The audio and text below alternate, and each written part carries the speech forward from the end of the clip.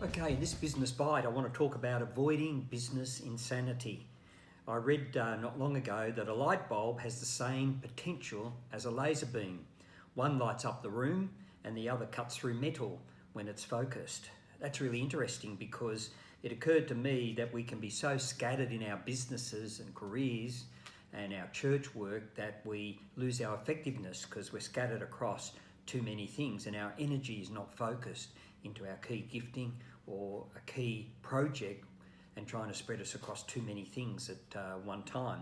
So it's all about spending and our time and spreading and not spreading ourselves too thin. In business, especially in difficult times when the pressure on, we tend to want to be across everything, and this is a big mistake most businesses make, or those that own a business or lead a business. And yes, they can get focused around key things that need to be addressed in a difficult time, but that's involving the people that work with them, not trying to do ourselves and spread it too thin, because we won't be able to cover the ground and micromanage everything, and the business actually will suffer worse from us trying to do something like that. No one is gifted enough to be across everything in a business, especially as you've been growing and you've been adding people. And when you want to get a business off the ground, you tend to be more focused on it, simply because you've got your money in there, that's your interest, your passion, but you've got to learn to use other people, even if they're externally, so that you get the focus on the key things. So how do you avoid business insanity? I want to share 3 thoughts or solutions, if you like, to avoiding business insanity. And some time ago, I received an email from Michael Royal at BIR Resources, and he had 3 great ideas for how do you avoid insanity. Number 1, actively involve yourself in groups outside your business. It's quite interesting that when you get actively involved, that doesn't mean it has to take all your time. You actually network or listen to other people, how they solve problems, how they went through a difficult period, how they develop growth in their business. You don't slavishly follow people and what they've done. I have a friend who goes to a lot of these type of events, and he's always got something new when he comes back, but he doesn't look how that can be implemented in his own business. And in fact, even if it is relevant. So challenge your perspective on the business issues and life issues.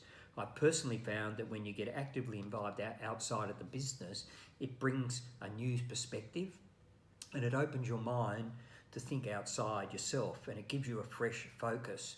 When you get that focus like the light, you actually see some breakthrough, some cut through, if you like. It generates ideas and provides a breakaway from being actively thinking about the day-to-day problems in the business. You say, I don't have time to do things like that. If you can get away for 30 minutes, an hour, at least once a week, you'll be surprised the freshness, the idea generation, and even solutions that will come from something like that. Number 2, ask 3 of your suppliers, what else could they supply you that could make a difference in what I offer to my customers? In many cases, the companies we deal with have research and development departments and are always developing new products. When Gloria Jean's Coffees, we had a major company, a supplier of syrups, flavoured syrups and other things. And what happened is we asked them for ideas for new flavours, new drinks. They worked with us, our drink development people and their research department, to develop new drinks. And out of that came breakthrough ideas that we may never ever have thought of, but it's actually using suppliers that can actually do that. You can even ask them, how can you go about in reducing costs? And it may be supplying anticipated future volume where they can build their business around manufacturing and actually reduce the cost. Number 3, read or hear something new and ask yourself, how would I make this work for me? Most people are not spending time reading or listening, and they actually need to listen, read, use your car as a university, as I often say, because if you're not growing, then you haven't been listening, you haven't been reading, and you haven't been learning. Because when you listen, learn, you grow, your business will grow, you don't stagnate, and you don't die mentally and in a sense in your thinking, and your business doesn't die with you. So avoid business insanity, clear away I haven't time thinking, and activate the 3 solutions mentioned above. Because I haven't time thinking means your business is not focused. It's trying to spread a light too thin.